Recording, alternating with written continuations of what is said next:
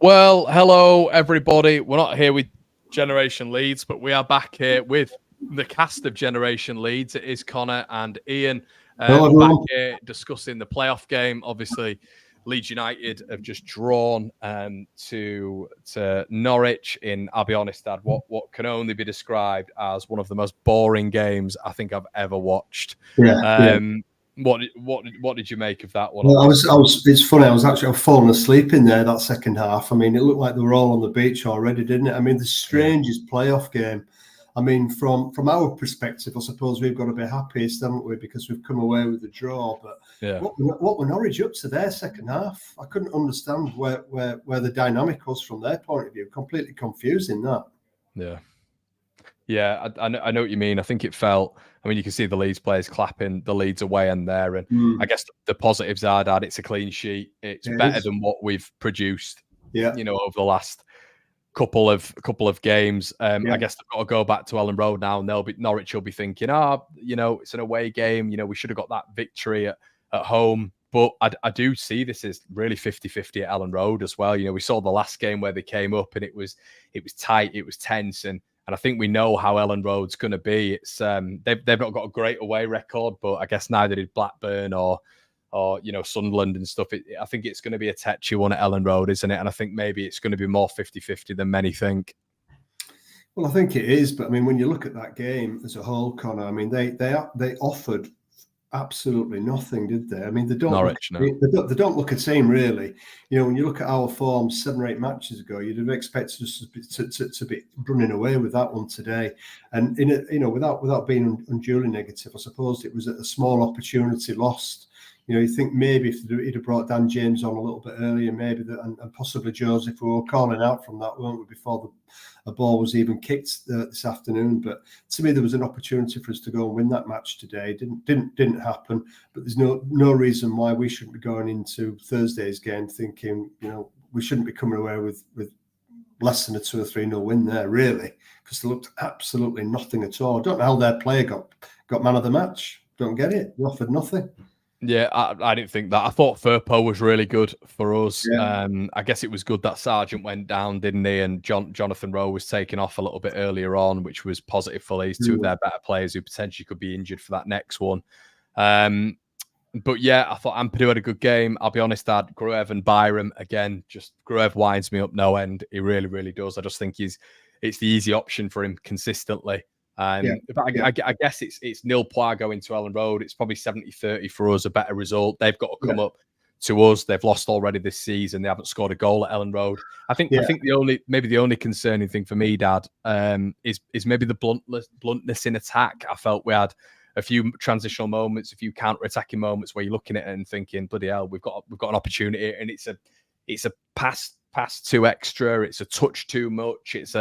Everything, it's a little bit heavy. It's a little bit, like a daisical. Wants to shoot, do we, Conor? Well, Jade Nancy. At least Jade Nancy came on and did it. He got one, didn't he? He had a shot. It was comfortable for the keeper, but we just don't seem to want to shoot. Still, it's positive, isn't it? We didn't lose the game. Farke's definitely going to be the happier of the two managers. There's no reason really. I think. But speaking from a positive point of view, that definitely was an improved performance, don't you think? Yeah. I think it was.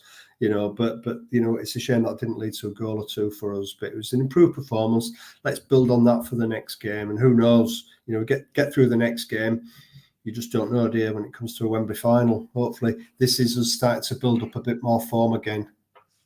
Well, what did you make of the 4-3-3 anyway? Do you think it worked? I mean, I did think that Gray was sort of neutralised in that game. Really, I thought it was more a job of keeping McLean, who's their deep line player, a bit quieter.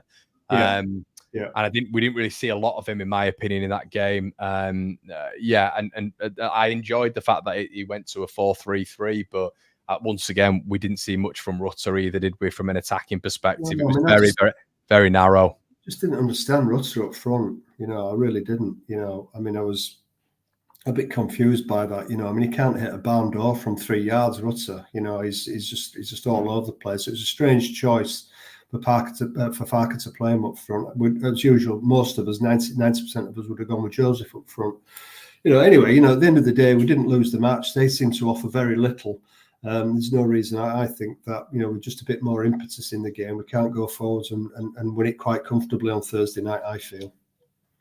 And I guess as well, we're giving them away quite a bit, but set pieces, they were the second best in the league. I think they scored 20 goals from set pieces, whether or not it's delivery, whether or not it's just, it's the general sphere of it. They weren't able to get any of them really spot on. And I guess that's a marked improvement on what we faced before. And also, when you look at their record at home, it's been excellent, hasn't it, since November? I think Sky put up start. They've played 15 games at home.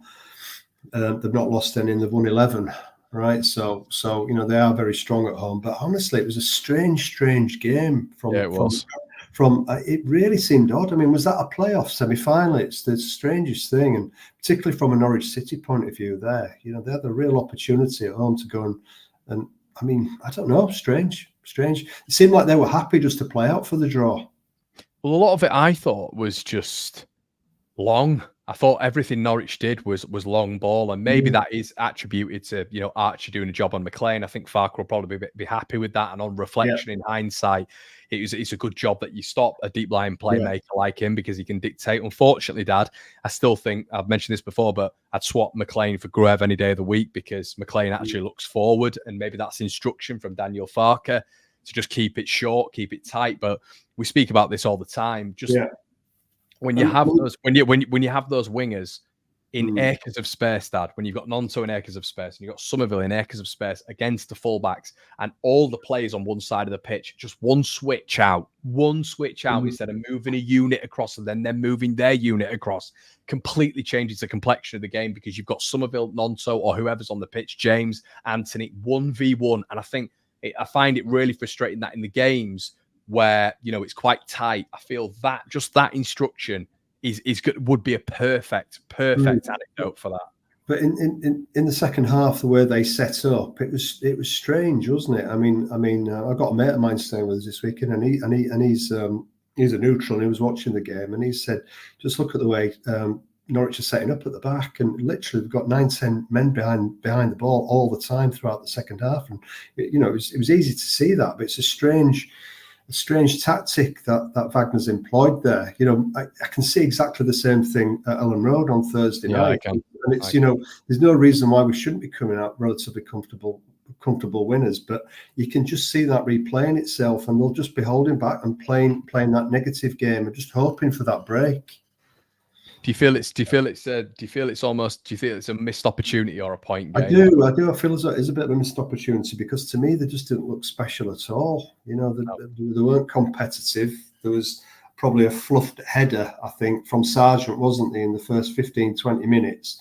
If we got a better connection, we might have been in trouble. But other than that, they absolutely showed nothing. We probably had 60 or 70% of the game, which is what you said. So I suspect they're going to set up in the same way.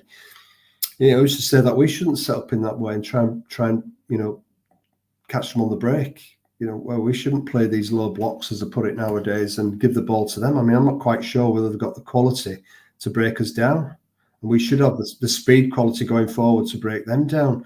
But, very low on quality, I thought, today. A poor game overall, a lost opportunity. But we should be positive about the game on Thursday night. Let's just hope we've got the wherewithal to break them down and get the goal.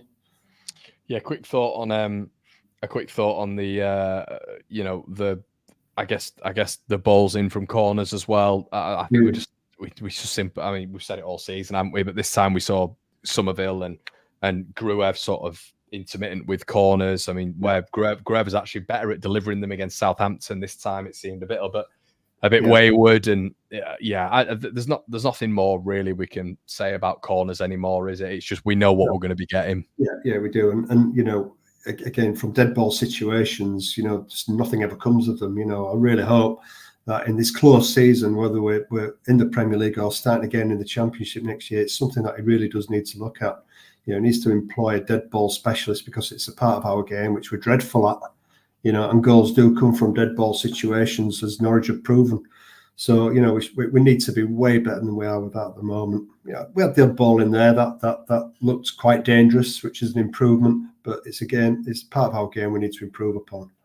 And bizarrely, it did feel that you kind of missed Bamford in that game, didn't you? Just that focal number 9. I thought there was sort of a lack of runs across the centre backs when Somerville and Nonto were cutting it back, and unfortunately, it did just seem that was a bit of an area of which was quite weak for Leeds today. I thought, Dad. Isn't that where Joseph is supposed to come in though, Conor? You know, yeah. I mean, watching Rutter's just not that kind of a player. We know that. You know, he plays in a more withdrawn role. I mean, again, not really understanding where Farke's coming from with that choice. Let's just play an out forward up front. You know, we're not losing. We're not like when we all see it with Perot, don't we? We all see it when he's on the pitch. Like, I mean, for 25 minutes there, I thought Anthony gave so much and was so much more involved in the game. Perot is just not in the game whatsoever, and I don't understand why he's like. What is the point? You are losing nothing by putting Joseph in there, and you're gaining number 9. You know, I think again, it's again, without wanting to be overly critical and too negative, but you watch these two teams and you think, are they really going to be competitive in the final against Southampton? You know, we're assuming Southampton get there. Well, you know, I mean, these two teams really do. They're just not offering a great deal. We just hope that, you know, we do get to the final and it's a different Leeds that turn up. But we've got through this one. We've not lost it. You know, it's still all to play for on Thursday night. We just need to be a little bit more creative, show a bit more quality on the ball, and we should be okay. And then we'll lead the 26th of May until the 26th of May. Would you do the same thing in terms of a tactic, or would you look at dropping Perot and putting Rutter and putting, I guess, Perot in there in the number 10, or would you look at putting in? I know what you're going to say, Joseph in there. I mean, I thought Byram had a poor game today. I'll be honest again. And I'd just be looking at putting Roberts in there, but I don't know if he's fit enough. But you'd be looking. Let's say they all are fit, and he's fit enough to be on the benches. And so for me, you put Roberts in there and Joseph. They're the changes you make, really. Yeah. I think so, Conor. And you know, you called it when we spoke last. Actually, why not look at putting Ampadu where he's supposed to play? Yeah. You know, and getting him up into the middle. You know, Dan James, I think when he did come on, actually contributed a fair amount. It was quite late on in the game, so you know, he might be worth a call. You know, to maybe start the game on Thursday night. That could be. I think he'll be chomping at the bit, Dan James. So get him on for 15, 20 minutes. He might just provide the impetus we need to get our heads in front. And Joseph, he's just got to find room for him. I just don't understand. You know, has he upset him? I don't know what it is, but he's a real focal point. And you know, he's a bit of a fan's favourite. The small amount of time that we have seen him, you know, that's going to go a long way on Thursday night. You know, it's going to be a bit of the atmosphere is going to be intense down there, you know, and we really need to show something a bit different in that first 20 minutes. Because if we can get a goal ahead in that 20 minutes, Conor, you know, you get a head of steam up before you know it, the game's done. Hopefully. Yeah, that's what you're hoping. I mean, I don't think I would have got too excited today because unfortunately, Dad, that derby result still plays in mind when we won 1-0 down there, and we were all singing and joyful, and we all thought it was done. It was done, yeah. So I wouldn't have sort of played too much into it, and like we both said, like a fair few times as well, that Southampton are probably looking at that. And I will say Southampton, because I think Southampton, I honestly think at St Mary's they'll pepper West Brom. I think it could be 2 or 3-0. So I think Southampton will be looking at that game and thinking, yeah, we can do both of those, and you know, they have done, haven't they? So, but like we said, it's a good result, but it's still, for me, still has to be a different Leeds. It still has to be a different Leeds going into that other game. It does, you know. The positive is, I thought it was an improved performance. You know, we've not been beaten, you know, and that's something to say over the last 4 or 5 games. It's an important game, and it definitely was an improved performance. I think we could have got more out of it, applied ourselves differently. We all know that. Maybe a little bit of a missed opportunity, but yeah, we're still in the driving seat here, I feel. We're just got to make sure that, you know, we improve the quality a little bit. The confidence seems to be improving. And if that all goes in the right direction, you know, we should be looking at a win on Thursday night. But I would mix it up a little bit for sure. I'd certainly look at playing Dan James. I think he's worthwhile persevering with in the starting lineup on Thursday, and maybe trying to get Ampadu. Maybe, I'm not sure whether people are calling out for Creswell, but he's coming in a bit cold, isn't he? He's not featured for the first team all season. So, I mean, maybe you mentioned Cooper, didn't you? That was a cheeky. But this is the whole problem. You know, the game set pieces. He's the man that could give us something. We all know there's a mistake in particular in playoff games. But we're scraping at the barrel, Dad, aren't we? We're scraping at the barrel, and the reason we're scraping at the barrel is because, unfortunately, the manager. This has to be said. the manager hasn't given these players enough minutes, so they're all coming in cold without match fitness. So because he's not given them minutes, we're all looking at a scenario where we're looking at Liam Cooper literally having more minutes than Cresswell. We're looking at Liam Cooper and going, I mean, you know, Dad, we'd have to get on this, but you might as well just let Cresswell go. You might as well just let him go. Let him go, you know. And this also, by the way, is a team who I know for a fact it was Ipswich who wanted Cresswell. So Ipswich must have thought he was good enough. Yes, I know. But that's exactly it. And I think that's probably in the back of Farke's mind as well, the fact that he knows that these players are cold. And it's his fault that they are cold. It's ironic, really. He knows that they're cold, so he daren't risk them. And maybe does it play behind not going big on Joseph all of this time? He's thinking he's cold. He's not had the minutes, so he can't risk him for the full game. But that's his call. That's his fault.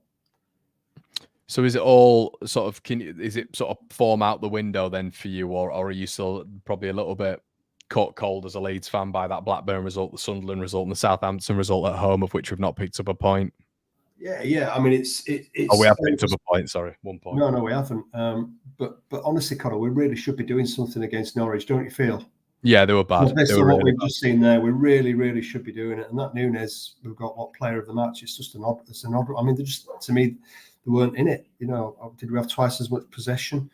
Yeah, I don't know. It's just a very odd performance. But we've had odd performances over the last few weeks, and you just call three of the teams out there. The oddest performance was Blackburn. And that's. I'm just hoping that Ellen Road doesn't become a problem for us. On Thursday night, because we know it can be. But the players have got to be bigger than that. And I think it really is all about the fans as well. I think on Thursday night, it's the last chance they're going to see the lads at home this season.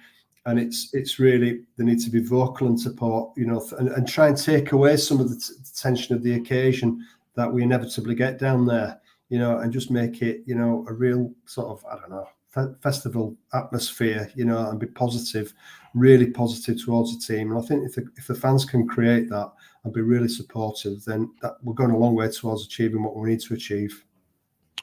100%. Well, we'll leave it there, Dad. I'm going to go off, and Southampton are playing West Brom now, so I'm doing a watch along now for that as well. Good stuff.